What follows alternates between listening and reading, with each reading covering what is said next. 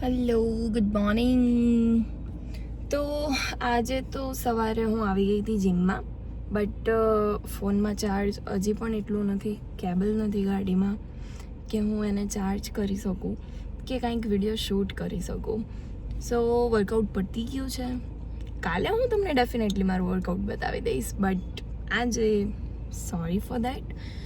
સો 2-3 દિવસનો વચ્ચે ગેપ પડી ગયો because of I was feeling not well, અને હમણાં સારું છે. સો બસ આટલું જ કહેવું હતું. આગળનું રૂટીન જેમ મેં પહેલાં બતાવ્યું હતું એમ જ આગળ બતાવીશ. Stay tune. હેલો, તો હું આવી ગઈ ઘરે અને બ્રેકફાસ્ટ મારું થઈ ગયું છે. એકચ્યુઅલી હમણાં નહીં, 2 કલાક પહેલાં જ આવી ગઈ હતી અને ખાઈ પીને સૂઈ ગઈ હતી. સો હવે મારે ઉઠવું પડે એમ હતું બિકોઝ આજે મારું શૂટ છે. જોઈએ કેવું રહે છે. એક્સાઇટેડ પણ છું અને થોડીક નર્વસ પણ, એટલે બ્રાઇડલ શૂટ છે નોર્મલ એક સલૂનમાં. તો બસ બતાવીશ તમને આખો લુક, કેવી લાગું છું કેવી નહીં ખબર નહીં. ઘણા જે લોકોએ મને પહેલેથી જીમમાં જોઈ છે ને, એ લોકો મને આ બધું કરતાં જોઈને આમ ઓલા થઈ જાય કે ક્વેશ્ચન માર્કવાળા કે હે તું આ લાઈનમાં ક્યાંથી આવી ગઈ ભાઈ.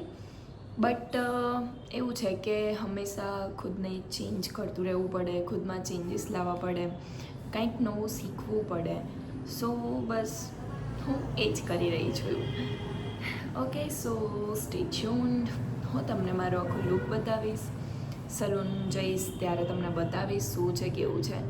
એકચ્યુઅલી ત્યાં હું પહેલાં જતી, I think 4 yeah 5 years back મેં ત્યાં શીખેલું પણ છે બ્યુટિશિયનનો કોર્સ.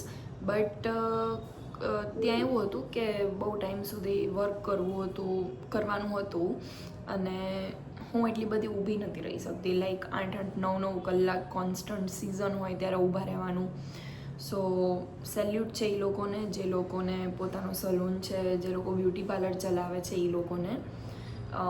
બધા જે લોકો કહેતા હોય ને કે આ તો આઈબ્રો કરી લીધો, ચલો 2 મિનિટનું કામ હતું અને 50 પડાવી લીધા, પણ એવું નથી. એકચ્યુઅલી એની પાછળ બહુ એટલે બહુ આખો દિવસ તમે જ્યારે ઊભા રહ્યો ને ત્યારે તમને ખબર પડે કે ઓ ભાઈ છે તો આ પણ એટલું જ અઘરું જેટલા બીજા બધા કામ હોય છે. લિટરલી આપણા પગ દુખવા લાગે.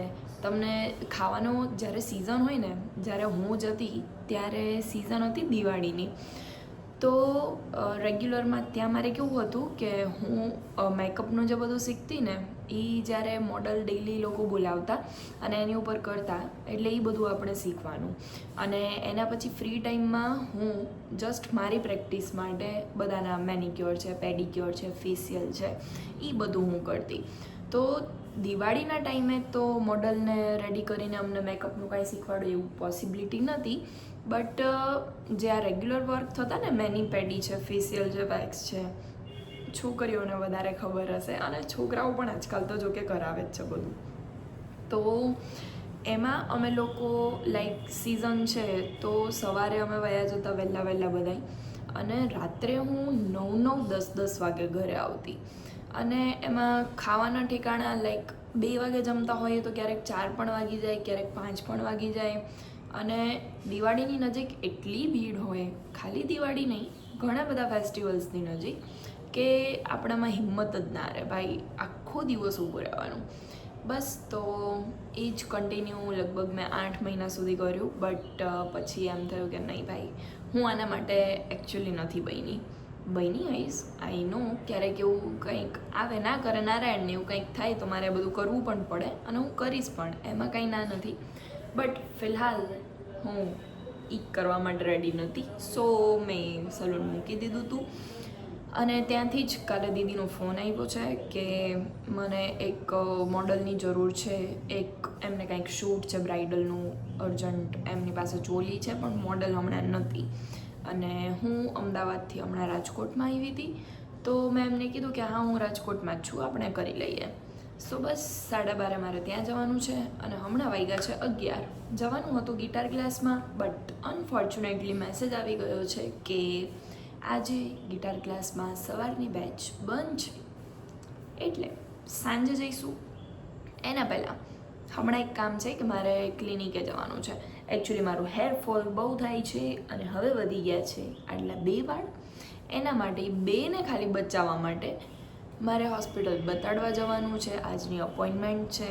સો બસ હમણાં ત્યાં જઈશ. બાકીનું આગળ તમને પછી કહીશ. બાય. ઓકે, તો હું આવી ગઈ છું અહીંયા સલૂનમાં અને મારું આઉટફિટ અપરનું ચેન્જ થઈ ગયું છે. હું તમને થોડીક વારમાં બતાવીશ મારો final look. So this is my final look. Finally shoot થઈ ગયું છે પૂરું. ફાઇનલી શૂટ પતી ગયું છે. છોડે લાગુ છું ને.